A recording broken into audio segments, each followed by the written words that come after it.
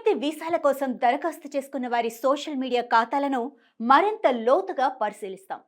Social media ఖాతాలను పరిశీలించే ప్రణాళిక కొనసాగుతోంది. ఇది అమెరికా విదేశాంగ మంత్రి మార్క్ రూబియో ఇటీవల ప్రకటించిన విషయం. దీన్ని బట్టి చూస్తే సోషల్ మీడియా ప్రొఫైలింగ్కు ఎంతటి ప్రాధాన్యత పెరుగుతుందో అర్థమవుతోంది. కేవలం విదేశాల్లో చదువు ఉద్యోగాలకు వెళ్లే వారికి కాదు, స్థానికంగా ఉద్యోగాలు పొందాలనుకునే యువతకు సంబంధించి సైతం ఆయా సంస్థలు ఇటీవల సోషల్ మీడియా ప్రొఫైలింగ్ను క్షుణ్ణంగా తనిఖీ చేస్తున్నాయి. సదరు వ్యక్తి సోషల్ మీడియాలో వెల్లడించే భావాలు, పెడుతున్న పోస్టులు, కామెంట్లు, వీడియోల ఆధారంగా అతడి వ్యక్తిత్వం ఏంటి, ఎలాంటి ప్రవర్తన కలిగి ఉన్నాడు, ఇలా అనేక విషయాల్ని అంచనా వేస్తున్నాయి. ఇంకాస్త లోతుగా వెళ్తే పెళ్లి సంబంధాల సమయంలో కూడా అబ్బాయి అమ్మాయిల గురించి, వారి స్నేహాలు, ప్రవర్తన, ఇతరులతో ఉన్న సంబంధాలపై ఒక అంచనాకొస్తున్నారు. ఇన్స్టాగ్రామ్, ఫేస్బుక్, ఎక్స్లో వాళ్ళు షేర్ చేసే ఫోటోలు, వీడియోల ఆధారంగా కూడా వాళ్ళ ప్రవర్తన, నడవడికను ఇట్టే అంచనా వేస్తున్న రోజులివి.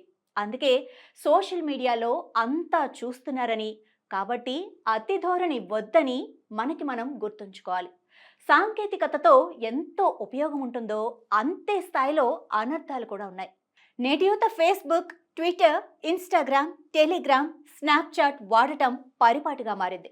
గంటల తరబడి చాటింగ్లు, మీటింగ్, కొందరు హద్దుకూడా దాటుతున్నారు. యువత, విద్యార్థులు ఫన్ పేరిట ఎదుటివారిని కించపరిచేలా వ్యాఖ్యలు కూడా చేస్తున్నారు. తోటి విద్యార్థులను సైబర్ బుల్లింగ్ అనగా తప్పుడు వ్యాఖ్యలతో వేధించడం కూడా చేస్తున్నారు. రాజకీయ వ్యాఖ్యలు, మతపరమైన వివాదాస్పద కామెంట్స్ పెడుతూ ఉంటారు. ఈ వ్యాఖ్యలే వారి పాలిట ఇబ్బందికరంగా మారుతున్నాయి. కొన్నిసార్లు వీసాల రద్దు వరకు కూడా దారితీస్తున్నాయి. ఎంబసీలోని అధికారులు వీసా కోసం దరఖాస్తు చేసుకునే వారి సోషల్ మీడియా ఖాతాలు వెరిఫై చేస్తున్నారు. యూకే, కెనడా, అమెరికా లేదా ఇతర ఏ దేశానికి వెళ్లాలన్నా వీసాలు ఆమోదం పొందటం లేదు. అందుకు ప్రధాన కారణం సోషల్ మీడియా ప్రొఫైలింగ్. అందుకే మన వ్యక్తిగత ప్రవర్తన కేవలం బయట సమాజంలోనే కాదు, సోషల్ మీడియా ప్రపంచంలోనూ ఉన్నతంగా ఉండాలని చెబుతున్నారు.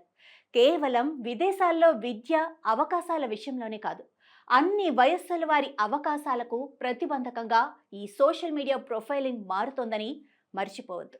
పెళ్లి సంబంధమైన, కొత్త ఉద్యోగమైన సోషల్ మీడియాలో వ్యక్తిగత వివరాలు వెతుకులాట కొనసాగుతోందని మరవద్దు.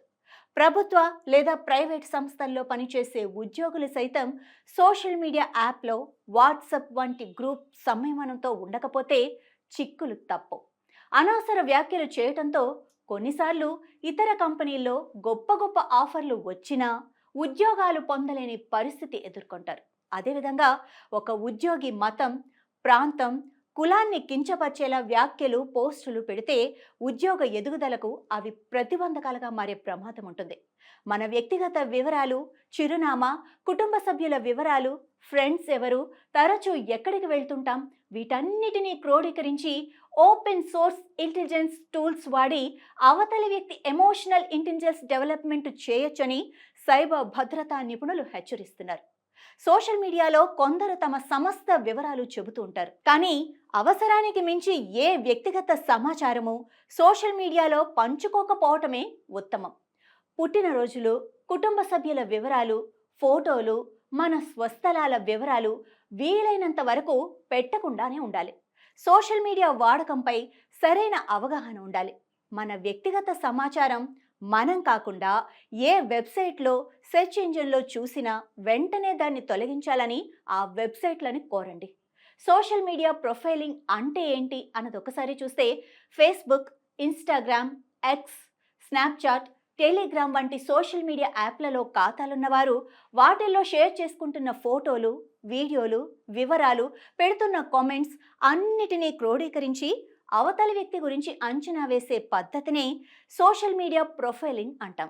దీని ఆధారంగా ఒక వ్యక్తి సామాజిక ప్రవర్తనను దాదాపుగా అంచనా వేయొచ్చు. సోషల్ మీడియాను జాగ్రత్తగా వినియోగించుకోండి. ఈ కాలంలో సోషల్ మీడియా మన జీవితంలో ఒక భాగంగా మారిపోయింది. ప్రతి ఒక్కరిలోనూ సోషల్ మీడియా మాధ్యమాలపై ఆసక్తి పెరిగిపోయింది. ఆర్థికంగా, సాంకేతికంగా అభివృద్ధి చెందుతున్నప్పుడు కమ్యూనికేషన్ సులభమవుతోంది. కానీ అదే సోషల్ మీడియా వాస్తవ జీవితంపై కొన్ని ప్రమాదకరమైన ప్రభావాలను కూడా చూపుతోంది. సోషల్ మీడియా వల్ల కుటుంబ సభ్యుల మధ్య మానవ సంబంధాలు బలహీనమవుతున్నాయి. దాంతో కుటుంబ అనుబంధాలు తగ్గిపోతున్నాయి. ముఖ్యంగా విద్యార్థులు, యువత సోషల్ మీడియాలో ఎక్కువ సమయం గడుపుతున్నారు. చదువుపై మనసు కేంద్రీకరించలేకపోతున్నారు. వారి ఆశయాలపై దృష్టి తగ్గిపోతోంది. ముఖ్యంగా ఇతరుల జీవితాలను చూసి తమను తాము తక్కువగా భావించే పరిస్థితులు పెరిగిపోతున్నాయి. వారిలో అసంతృప్తి, అసూయ, అసహనం పెరిగిపోతోంది. కొన్ని సందర్భాల్లో దీర్ఘకాలిక ఒత్తిడి, మానసిక ఆందోళనలు మొదలవుతున్నాయి. ఉద్యోగస్తుల విషయంలో కూడా ఇంతే. దీంతో కొన్ని సంస్థలు మొబైల్ వాడకంపై నియమాలు విధించాల్సిన పరిస్థితి ఏర్పడింది. ఇక తప్పుడు సమాచారం వ్యాప్తి వల్ల పెద్ద ఎత్తున అపార్థాలు, కలహాలు కూడా ఏర్పడుతున్నాయి. కొన్ని సందర్భాల్లో అవి శాంతి భద్రతలకే ప్రమాదం కలిగిస్తున్నాయి. ఇలాంటి పరిస్థితుల్లో కొన్ని జాగ్రత్తలు మనమే తీసుకోవాలి. ప్రతిరోజు కొంత సమయం ఫోన్లకు దూరంగా గడపటం, కుటుంబ సభ్యులతో కలిసి మాట్లాడటం, వారిని అర్థం చేసుకోవటం చాలా అవసరం. ఇక అవసరమైన సమాచారం మాత్రమే షేర్ చేయాలి. తప్పుడు వార్తలు పంచుకునే ముందు వాటిని రుజువు చేసుకొని మరీ షేర్ చేయాలి. సోషల్ మీడియా మన చేతిలో ఉన్న ఒక శక్తివంతమైన ఆయుధం. దీన్ని మంచి పనులకు వాడితే అది గొప్ప సాధనంగా మారుతుంది. కానీ అది మన మీద ఆధిపత్యం చెలాయించటం మొదలైతే మన స్వేచ్ఛను మనం కోల్పోతాం. అందుకే సోషల్ మీడియాను జాగ్రత్తగా ఆలోచించి వినియోగించాలి. అదే మనందరి బాధ్యత కూడా.